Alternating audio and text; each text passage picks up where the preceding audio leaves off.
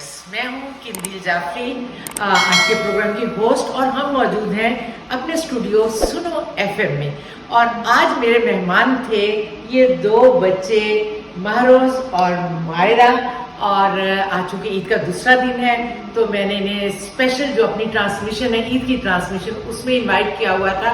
तो आज हमारा प्रोग्राम इतना वंडरफुल रहा कि एक तो दोनों बच्चियों ने इतनी अच्छी गुफ्तगू की और इतनी अच्छी शायरी ईद के हवाले से फनी पोइट्री भी सुनाई कि हमारे जो लिसनर्स थे उन्होंने इतना एंजॉय किया। और जो हमारे कॉलर्स थे उन्होंने स्पेशली कॉल करके इन दोनों बच्चों की इतनी तारीफ की। उन्होंने कहा कि हमें महसूस नहीं हो रहा कि ये टीनेजर बच्चे, हमें तो लग रहा है कि ये कोई बड़े इनकी एज है जो इतनी ज़्यादा कॉन्फिडेंस के साथ बात कर रहे हैं और इनके पास नॉलेज इतना ज़्यादा है। और उन्होंने भी बहुत इंजॉय किया, बच्चों को बहुत सी दुआएं दी हमारे जितने भी कॉलर्स हैं। और हमारा आज का प्रोग्राम बहुत अच्छा रहा और हमने ईद के हवाले से भी बेशुमार बातें शेयर की, इनके बचपन की जो भी यादें हैं जब ये इससे भी ज़्यादा छोटी थी वो भी।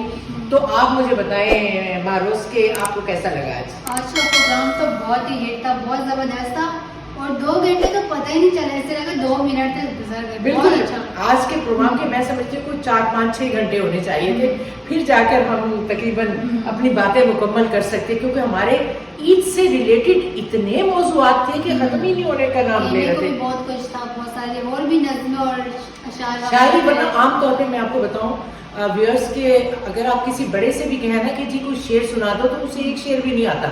आजकल लोगों का ये हाल है कि लोग अदब से दूर हो चुके हैं, पोइट्री का कोई समझ बूझ नहीं है। तो जितने बड़े लोग हैं मेरे प्रोग्राम में, अगर कोई बड़ा मेहमान आता है, अगर मैं उनसे कहूँ कि एक शेर सुना दें इनके हवाले से, तो उन्हें नहीं आएगा। लेकिन इन बच्चियों के पास इतने अशार और इतनी नज़में थी जो खत्म होने का नाम ही नहीं ले रही थी। और मायरा ने तो इतनी फनी शेर सुनाए हैं कि लोगों ने इतना एंजॉय किया है। तो मायरा, ये शेर आपको कैसे याद हो जाते हैं इतने सारे?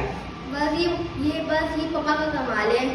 वो कैसे भी? कमाल तो आपका है। लेकिन पापा की सारी मेहनत है, पापा हमें सब कुछ कराते हैं, पापा हमें सपोर्ट करते हैं, जिसकी बदौलत हम शेर बोल सकते हैं। जिस आज मैं तक खड़ी हुई हूँ, बोल रही हूँ, सारी पापा की बदौलत। नहीं, इसमें तो कोई शक नहीं है कि हर बच्चा जो है उसके पेरेंट्स ही उसकी ग्रूमिंग करते। मैं भी जब छोटी होती थी तो मैं क्लास 3 में थी तो उन्होंने मुझे पहली स्पीच लिख कर दी। तो वो स्पीच मैंने जुबानी याद की, फिर वहाँ जाकर मैंने सुनाई। तो तब से मुझे भी फिर शौक हो गया कि मैं, बहुत खुशी होती है। हाँ, तो फिर मैं भी डिबेट्स में आ गई, ड्रामेटिक सोसाइटी में आ गई अपनी। तो फिर इसके अलावा भी आपने ड्रामे में एक्ट भी किया। वो मैंने आपसे, फिर वो रह गया, वो जो भिखारी वाला पार्ट आपने किया था ना, वो मैंने उसकी एक्टिंग आपसे देखनी थी। लेकिन जाहिर है हमारे पास व्यूअर्स टाइम इतना कम था, 2 घंटे।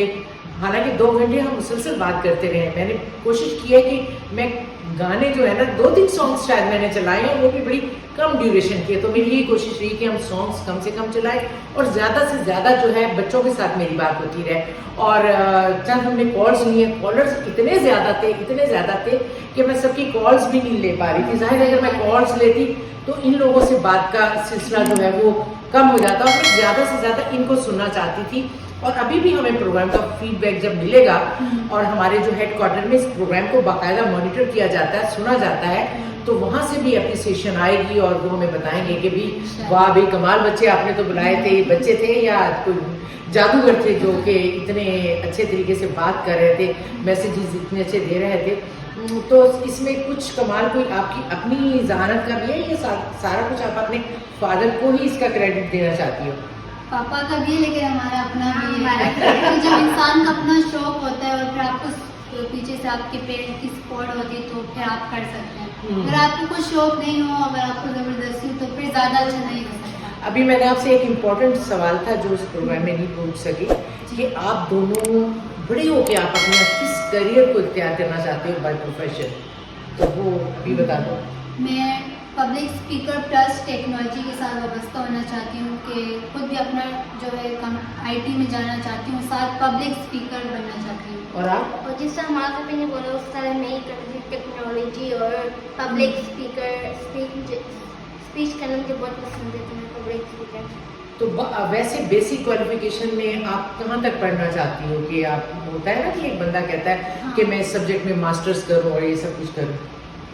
हाँ, पढ़ाई का तो मेरा है कि अगर हम यहाँ की देखें, यहाँ की पढ़ाई इतनी अच्छी कोई खास नहीं है, लेकिन मैं चाहती हूँ जो फील्ड में मैं जाना चाहती हूँ, तो तभी मैंने कंप्यूटर का सब्जेक्ट चूज़ किया ठीक है, ताकि ठीक है। मैं चलिए, बहुत अच्छी बात है जनाब। आपका आप दोनों का बहुत शुक्रिया कि आपकी वजह से मेरा प्रोग्राम बहुत अच्छा हो गया। मैंने एंजॉय किया। बहुत कम गेस्ट होते हैं जिनके साथ मैं एंजॉय करती हूँ, और बिल्कुल महसूस नहीं हो रहा था कि हम कोई प्रोग्राम कर रहे हैं या आपस में गपशप लग रही है या ईद सेलिब्रेट करें। तो आज हमारा ईद का दूसरा दिन जो है वो व्यूअर्स बहुत अच्छा गुजरा। आप भी ईद मनाइए, और हम भी ईद का बाकी जो हिस्सा रह गया है वो मनाते हैं, और कुछ देखते हैं कि अब हमें क्या खाना है। मैं आपका शुक्रिया अदा करना चाहूँगी कि आपने हमें ये अपॉर्चुनिटी दी कि हम यहाँ पर आए, और इस वजह से हमें इतना अच्छा मौका मिला कि हम लोगों ने अपने जो है राय दी। It's all my player. या